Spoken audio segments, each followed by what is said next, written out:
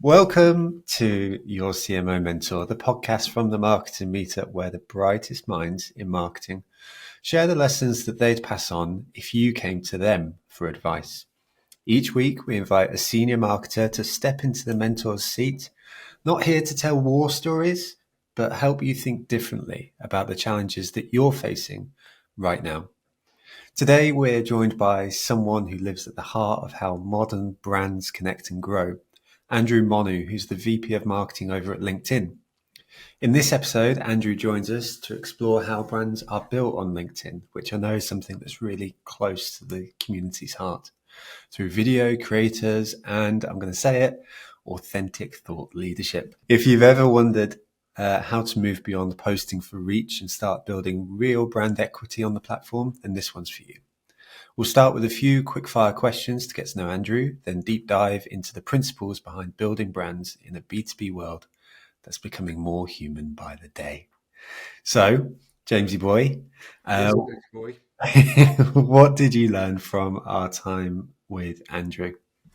Well, to start off with, what a lovely guy. What a warm, welcoming, intelligent, just all-round lovely human being. When you go to meet these really, really senior people, you think, well, maybe they'll be a bit scary.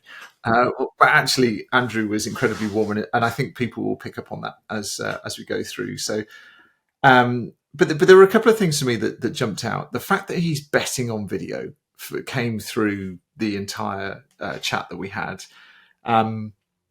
And the fact that it is a full funnel activity as well. He doesn't just see it as a top of funnel, awareness piece. He sees it as a tool that you can use throughout the full marketing channel.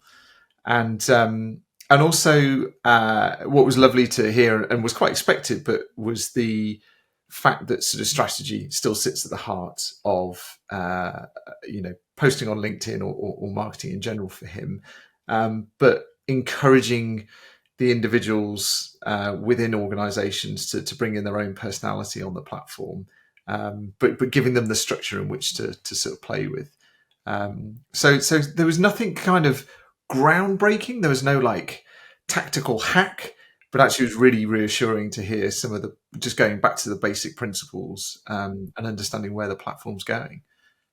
Totally agree. What about you? What kind of stood out for you? I think I always return to that famous quote that it's not so much what people say, it's how they make you feel. And like to your first point there about how Andrew showed up for us, it was such a properly lovely time. So to give some behind the scenes, like we were there at LinkedIn on the day we were recording in the session, and James and I had been setting up for about half an hour, and then Andrew walks into the space. And I immediately had a sense that he was just there for us. He was present. He was in the room.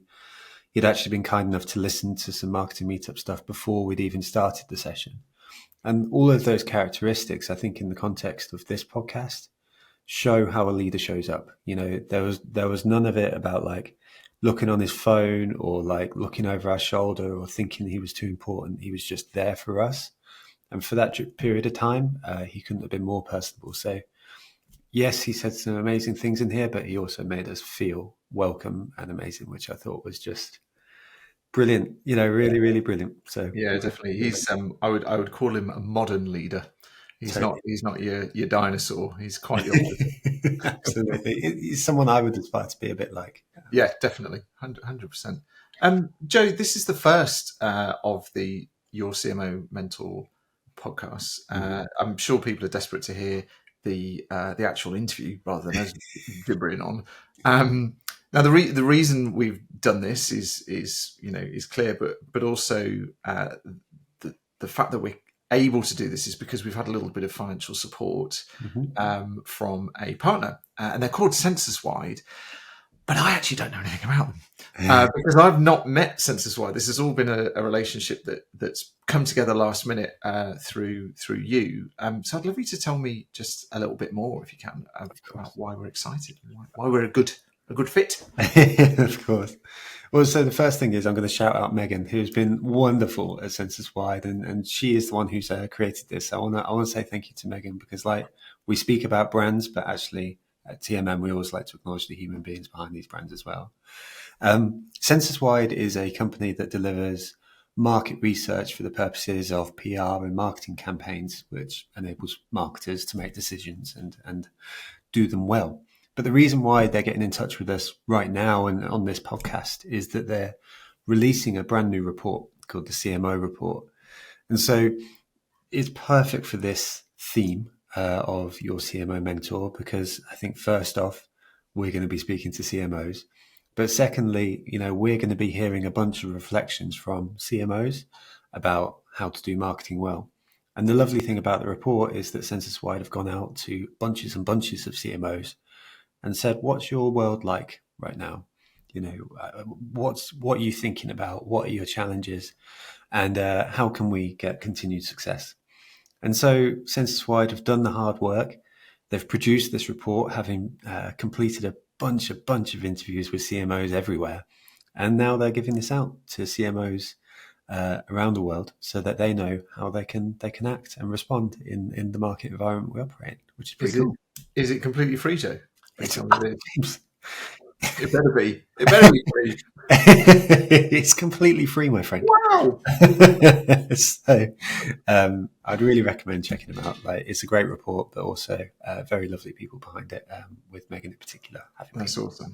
Are we going to put the link in the show notes description? Something like that. This is a podcast, my friend, so we should probably do that thing. We'll do that. Have a look. Tap on your phone, unless you're driving, and have a look at that link, and then download it and have a little read. Absolutely. Make your brain a bit bigger. With all that said, let's head into the podcast, my friend. The first ever Your CMO Mentor. It's a banger. Whoop, whoop, whoop, whoop. I know how I was earlier on in my career when I wasn't myself. And I know the difference that it's made for me and those around me when I have been myself. B2B marketers will tell you the thing that's keeping them up at night is about grabbing attention for campaigns. Video, as part of brand, is not just an upper funnel thing. Video drives throughout the funnel. Now, before we sort of kick off with questions, what's really lovely to give the people listening some context as to who you are, what your job is, and how you got to this point.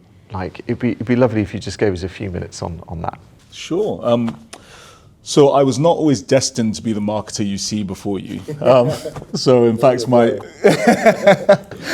upbringing was actually one that certainly would not lead to this path. So I was brought up in Lagos in Nigeria, born and bred. And there were options for careers that you could have. There were 5 of them. So you could be a doctor, a lawyer, an engineer, a banker, or a disgrace to your family. And so, I chose number 5. Don't worry, my family's still speaking to me. But I do love being in marketing. I really do. I feel incredibly privileged to be in marketing. I love the fact that you can combine the creative side, the commercial side, and have that credibility for bringing that commercial side. And you are, to some degree, the person that is a champion of the customer. And maybe I can play that to my parents. The way you did that didn't sound like that was the first time you did that. My dad's still like, oh, you can still get a real job. Yeah. Like, yeah,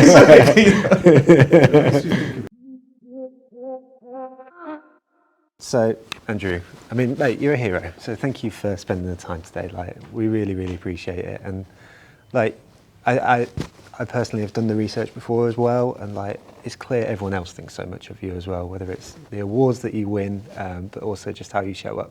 In fact, behind the scenes, and I haven't even told James about this, like last week when you messaged me just saying, look forward to meeting you. Like, it's such a nice touch, but I think it shows such humility. And so, we've got a lovely chat today all about mentorship and learning about how folks can market on LinkedIn as well. So we've got some quick fire warm-up questions that we ask everyone. Let's go. Yeah. And we do them while doing star. No, I'm joking. oh my God, I need a coffee. So the first question, if you were starting out in marketing today, knowing everything you do now, what skills would you be looking to cultivate for yourself heading into a career in marketing? So I think you mean if I were young again. Even younger. So do you know what? I think that a lot of the skills that I would think of, probably quite similar to when I started out in marketing. I think you would want everyone to have that baseline of being customer-centric, commercially focused. I do think that as I think about marketing now, maybe I'd pick a hard skill and a soft skill. So if I were to pick a soft skill, I would say being adaptable. Like I just think that's the case now. It's going to continue to be the case, and I think integrated marketing and planning is incredibly important.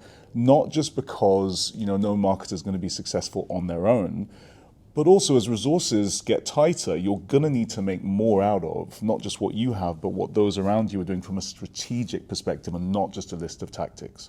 So that would be my answer. Love that. That is a smashing. Yeah. You've obviously got a big team, and there will be individuals that will shine. And throughout your career, there'll be people that you kind of go, that guy will go.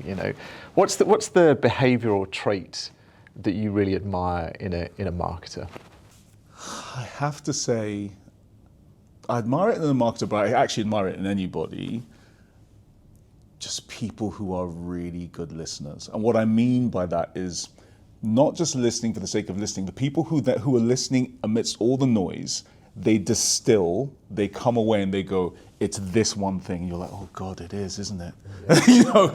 Because everyone else is talking, and they are listening, really kind of zoning in on the thing that matters, and they just make the best use of everyone's time. So I'm a huge fan. I aspire to be that person. That's something you do really well, actually, and it's like I couldn't agree more. It's something. There's a couple of people that I'd always be like, if I've got a problem, I've got all these chaotic thoughts. I'll just talk to them, and then eventually they'll go, well, that's what you need to do. And you're like, yeah, that's it. Exactly. My brain doesn't work like that, right. But yeah. And I agree. I've seen the show a zillion times. I do, you do pick out the thing.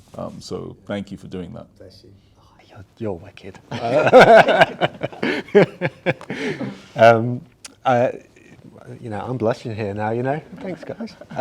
Let's head into the third quickfire, because this is the quickfire round. But I totally agree on the listening point, and it's so important. So number 3, who would be your dream mentor and why? Or you can answer a different question, which was, what's the biggest lesson a mentor has taught you? Oh, God. So I feel like I'm going to answer them at the same time. It's so easy. Either Trevor Noah or Malcolm Gladwell. Maybe Monday Trevor, Tuesday Malcolm, if they've got time. And then the biggest lesson I think I taught, I learned it late, actually, being yourself. And I know how basic that sounds, but I know how I was earlier on in my career when I wasn't myself. And I know the difference that it's made for me and those around me when I have been myself. So absolutely, that's my number one. Love that. Yeah. And what a beautiful answer. And I say that with sincerity, because I think there'll be a lot of folks watching in from the community who don't feel they necessarily have the permission to be themselves. And that sort of coming from someone like you, and again, I'm not trying to blow smoke, but it's just a wonderful thing to hear. So thank you. I think that makes a difference to people. I presume you've read Trevor Noah's book. Oh man, I mean, such a good book. I wish I could be in that situation where I have not read it, so I could just have that new feeling again. But it's just incredible the way he tells his story. But I think it feeds really nicely into that point around being yourself, because he had no choice but to be himself. Yes. And that's actually turned him into who he is today. So, yeah, interesting. If you're watching, Trevor. Yes, I'm sure. If you want to be on the marketing meetup, anyone who has not read Trevor Noah's book, Born a Crime, you should. It's great. Awesome. Really, really good. Yeah. Great answer. And as our fourth quickfire, if you were to give one piece of marketing advice that you wish you'd had earlier in your career, other than being yourself earlier on, what might that be?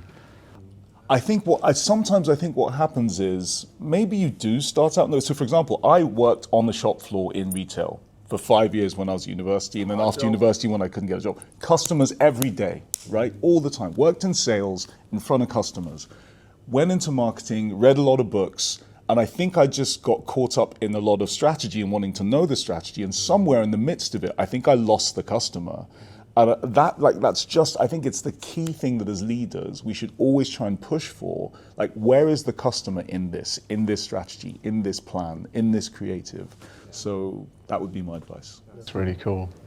It's like that Amazon thing. We were talking to a lady at Samsung who used to work at Amazon, and Amazon have in their meetings, I don't know whether it's true or not, where they have a chair that's empty and it's for the customer. Oh, I like that. And it's like, you've got to remember that the customer is in the room as well. And that's, you know, well, it could just be an urban myth, you know, who knows, but I really like it all the same. What do you do if the's someone who needs a chair and do they have to stand? Like, it's like Get another chair.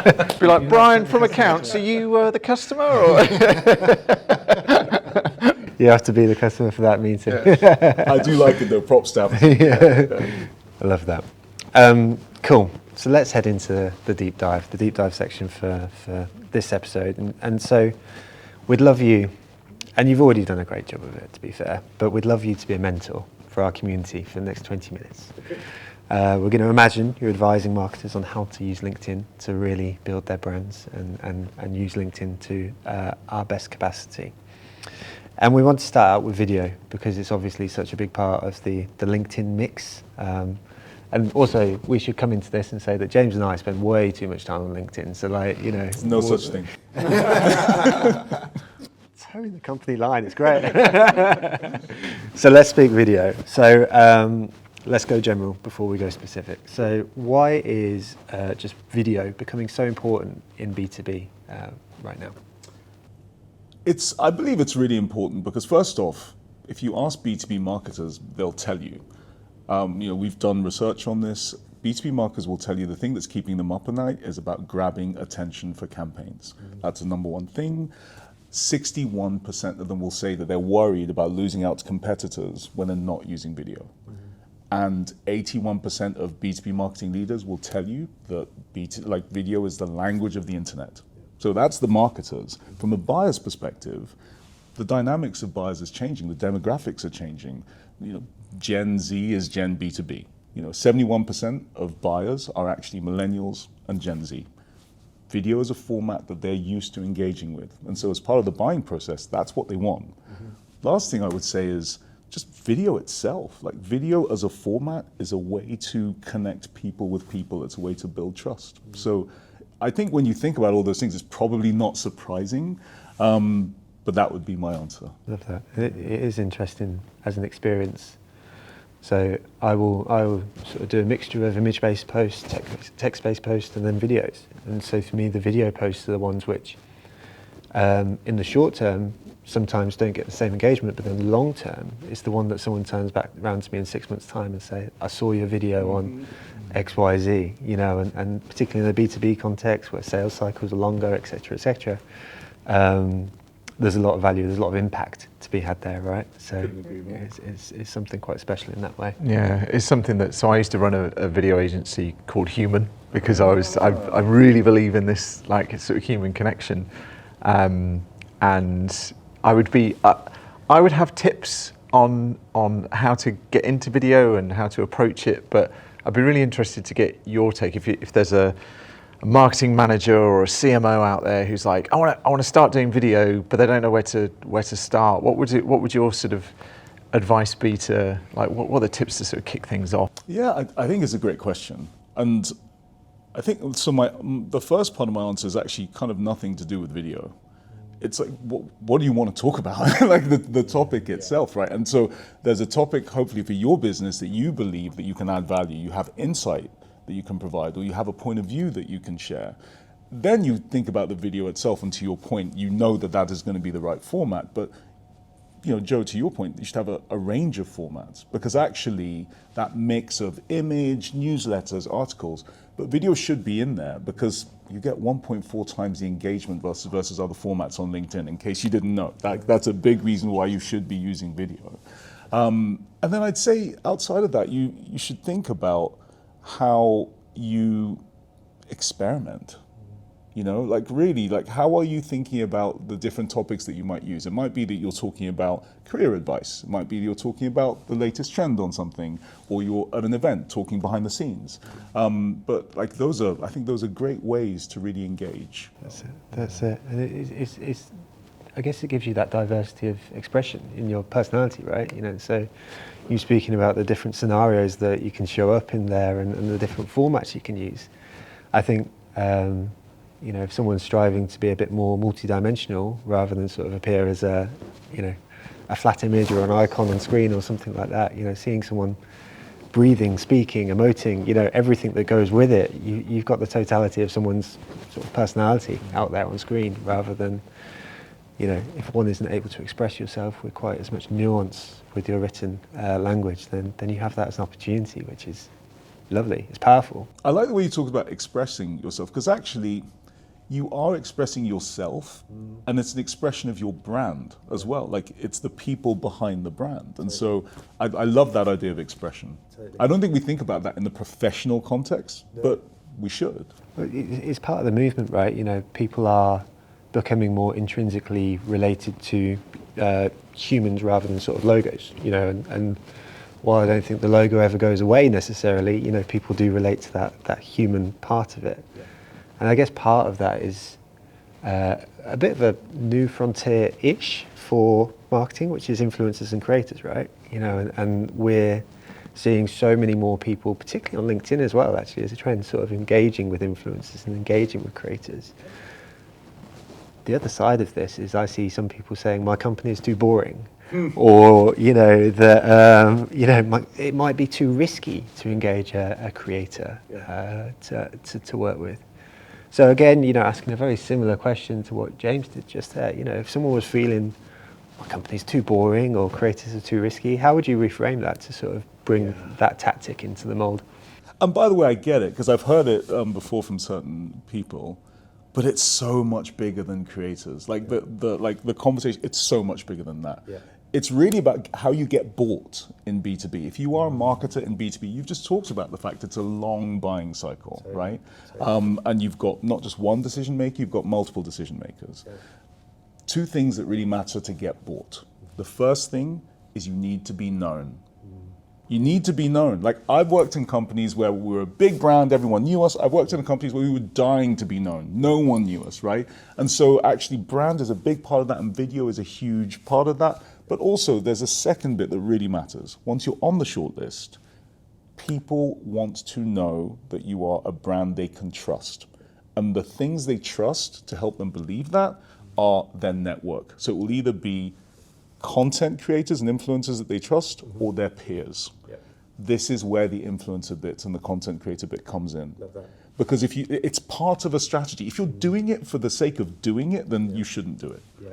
You should be doing it because you are actually trying to get bought in B2B, and this is a key element of how you do that. Love that so much. It's a fascinating point, actually. I was at a conference last week, and one of the speakers was speaking about the creator, but very much in the context of you have your marketing plan sorted, you know, you're doing the stuff anyway, but then you would use them as amplifiers. Right. And so in a quite a similar way, I love the framework that you presented there, you know, get known, but then, you know, the trust element that comes into it. And it feels like those two models, you know, both the conference one last week, but also what you've just explained, sort of marry up quite nicely. You know, it's an amplifier, it's a trust giver, it's everything that goes with it. But I think that's a really lovely way of thinking of it. And I think it probably speaks to a truth that maybe not a lot of marketers have yet figured out, because this is a new frontier, and put it into place and put it into context, and that's where you unlock is power, so to speak. I think you're right. And I do think that hopefully that can act as motivation for all of us to get over that hurdle, because it's something new, it's a hurdle, but it's like, it's not for the sake of doing it. It's what will actually drive buying decisions. Definitely. I always think back to, like, one of my first customers is a firm local to me. I know the guy that runs it, and they make pipes, concrete pipes that go in the ground. I mean, what do you? And he's like, oh, could you come and make some videos for us? And they make gas pressure reducer stations, whatever they are. Right. And I remember just thinking, well, you know, you're happy to pay me money, fine, I'll come and make some videos. And then you look at the view count on these things, and I'm like, who are watching these videos? And just somebody like showing them how the pipes are made and delivered, and all. But their industry, just nobody's doing this. Right. Nobody's doing it. So of course everybody in the water industry is fascinated because somebody's made some content around it. Totally. So actually the kind of sometimes the really boring, dull industry to create video there is probably the opportunity sometimes. But it's fascinating though, even this idea of like, what's boring. I mean, so we've got kids, we were talking about if we have kids, like some stuff that we find fascinating, they'll be like, literally the most boring thing. And so like, it's clearly perspective, right? I fully agree. It is, in fact, it's ironic because there's a David Hyatt book, also part of the Do Lectures. They've got a publishing house, and it's run by David Hyatt. And I remember putting a question to him when we interviewed him a long time ago around boring businesses, and he was very quick to sort of fire back and say, "There's no such thing as a boring business." And totally to your point, I remember actually having that as part of a conversation on one of our webinars as well. And someone said, "I work for a glue company. How can you make that interesting?" Love it. And I was so like, many ways. "You can make that so interesting." You imagine, like, glue facilitates freaking a person in their shed making their passion project, and all sorts of crafts and all that sort of stuff. The thought of trying to run a campaign for like Nike terrifies me, but a glue company, I'm all over that. Totally. That's so funny. I'm so with you. Joe and I were talking before you arrived. Obviously, Joe's built quite a big presence on LinkedIn. He's been doing it a long time. Quite a big, like the biggest. And we're not going to go just follow account because that's not what's important. He says with quite a small audience. This is me pitching, but how would you go around sort of approach if you were a brand looking to work with a creator on the platform? The temptation is to go, Joe's got 80,000 followers. 100%. Let's get in touch with Joe and get him to post about our glue company. James, however, who has about 8,800 And 7. about 8,823. Much smaller audience. Like how do you go about choosing between me and Joe? This is hypothetical. Hypothetically speaking. But if you were to pick your favourite, then But it really does point to it points to quite an important theme around vanity versus vanity metrics versus like really relevant metrics. And my perspective is that you should be thinking about working with the creator that aligns. Our lights have gone off. Let's get the light back. We're in the room still. This is. There we go. We're back in the room. that's the social media snippet. I think it stays. Stay in the video.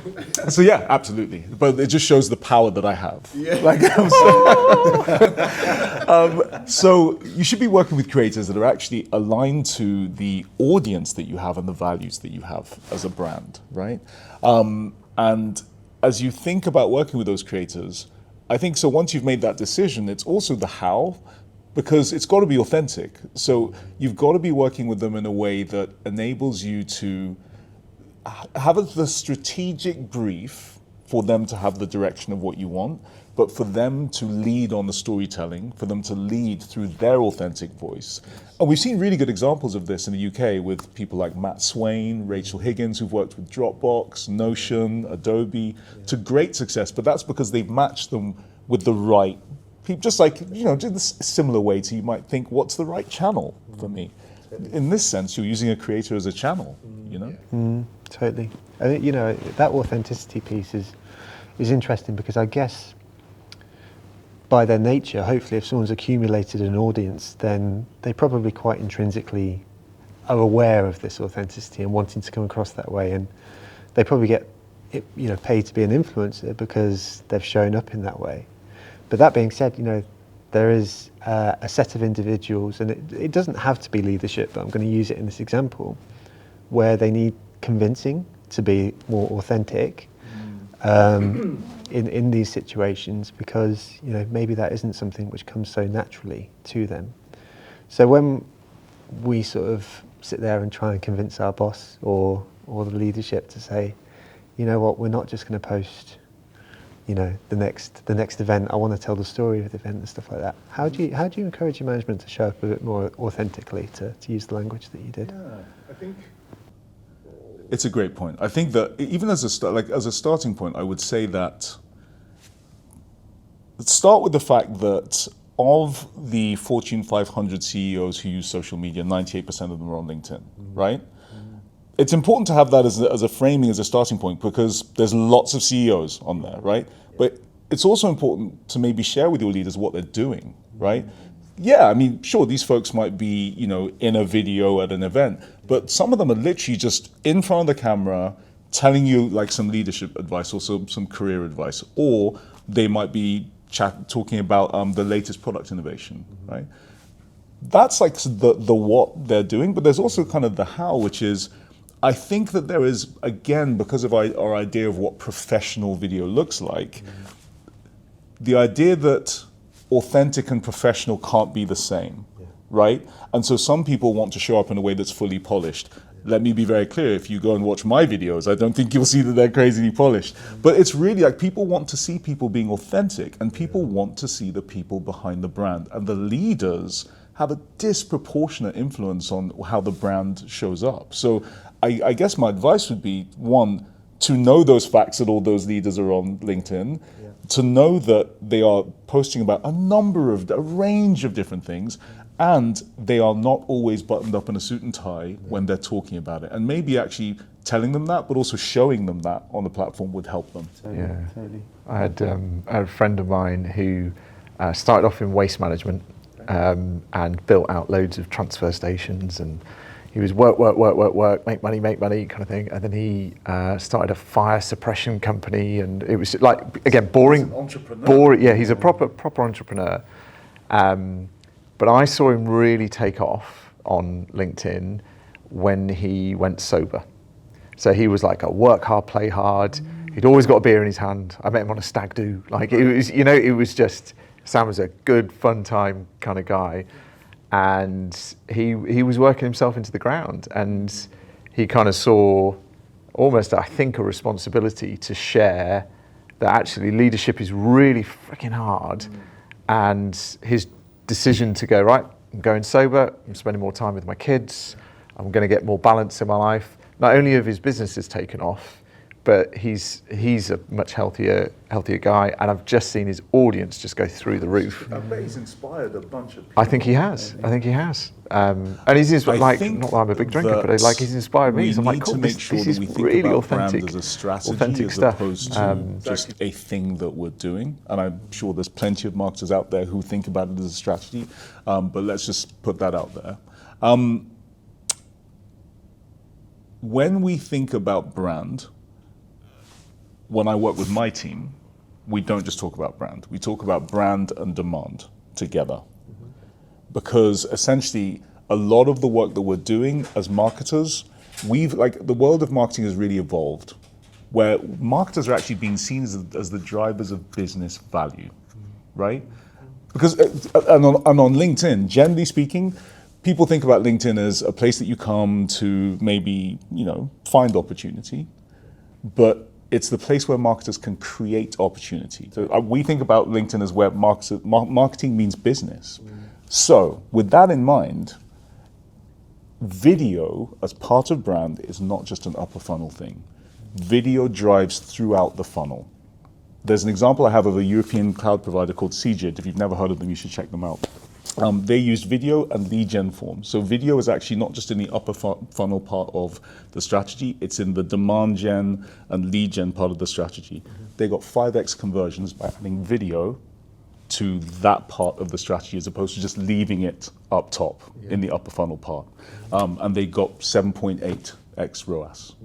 So brand, demand, full funnel strategy, video is core to that. Yeah, that's really nice. I think you can even go after conversion as well. Like we've thought about, like when people sign up to the things that we do, like whether it's our community on Hive or whether it's like if they were going to buy a course or whatever it may be.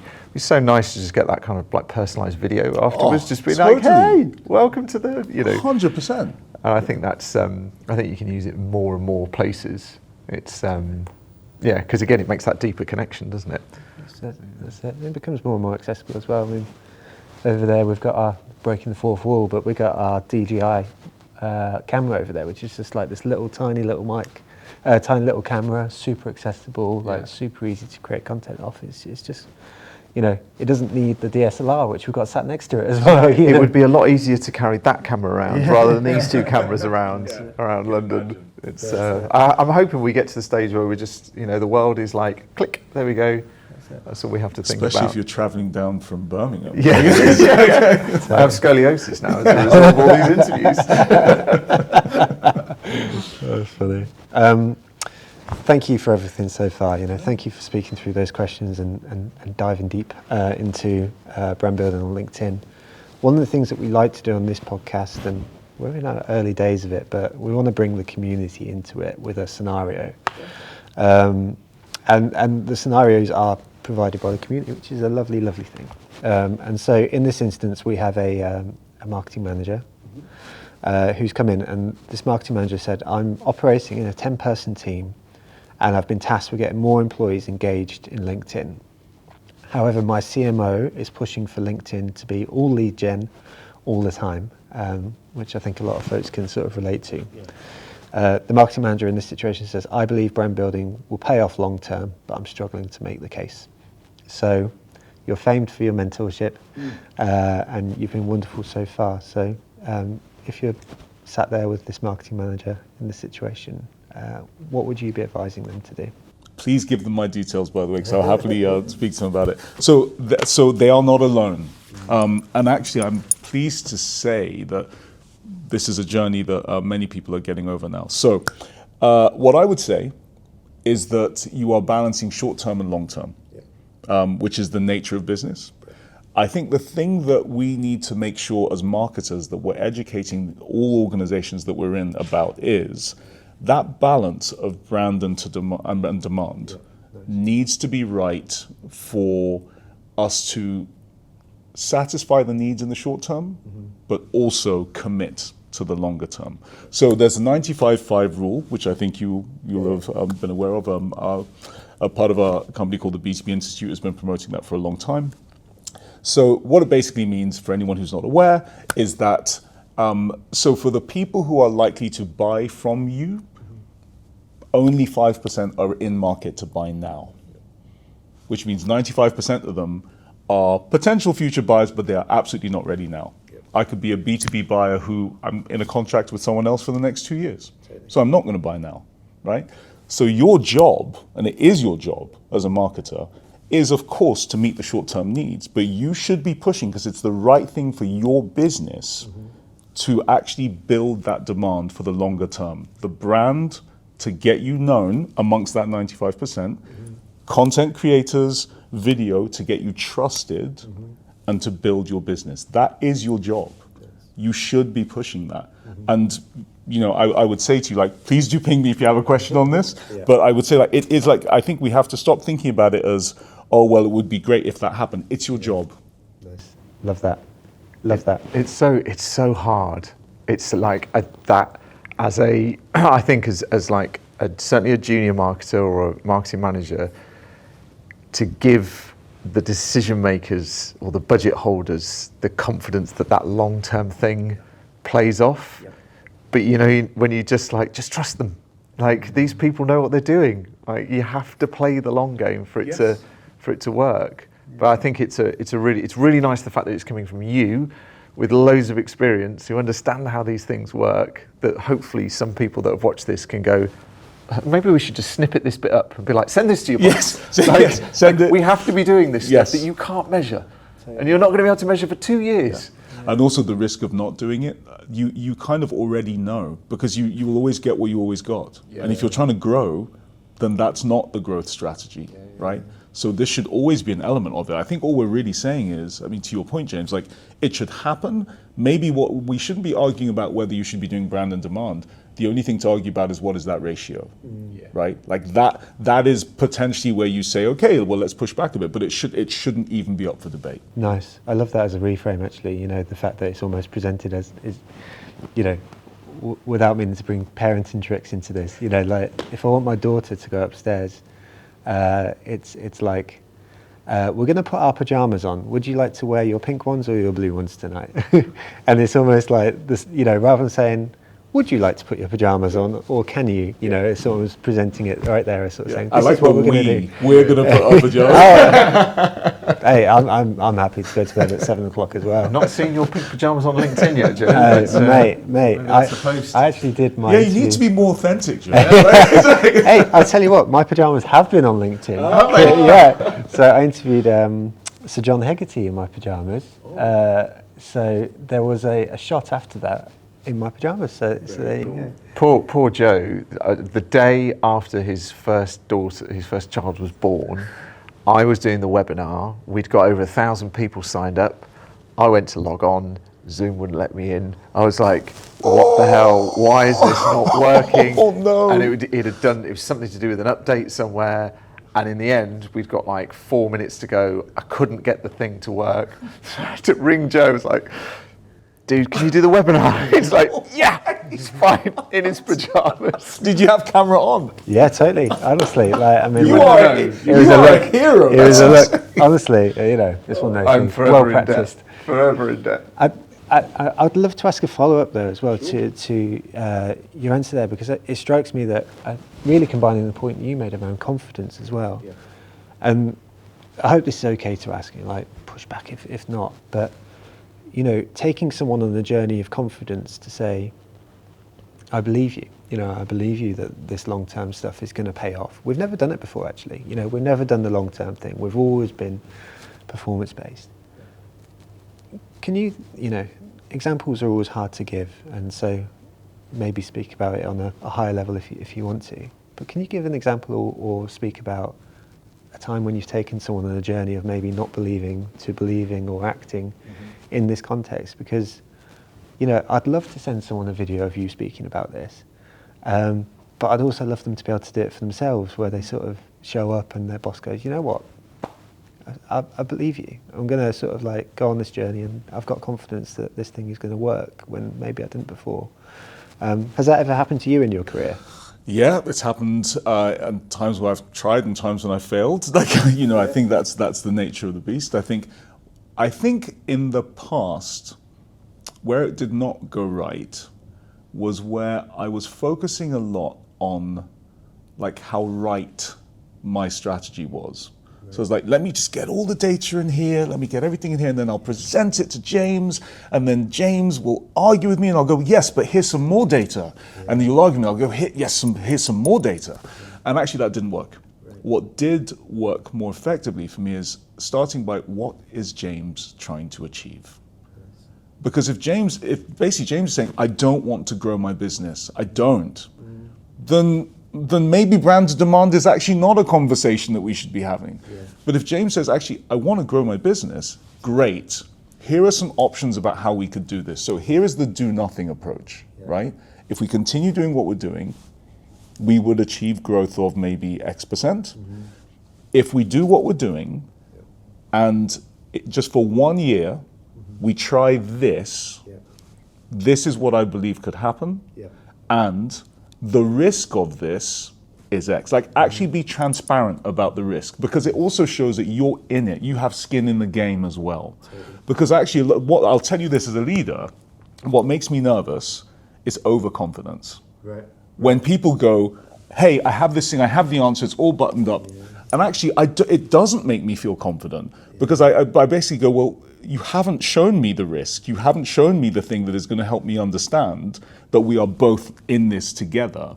So for me, what has worked, and for me as a leader, what resonates with me is, show me that you understand what we're trying to achieve.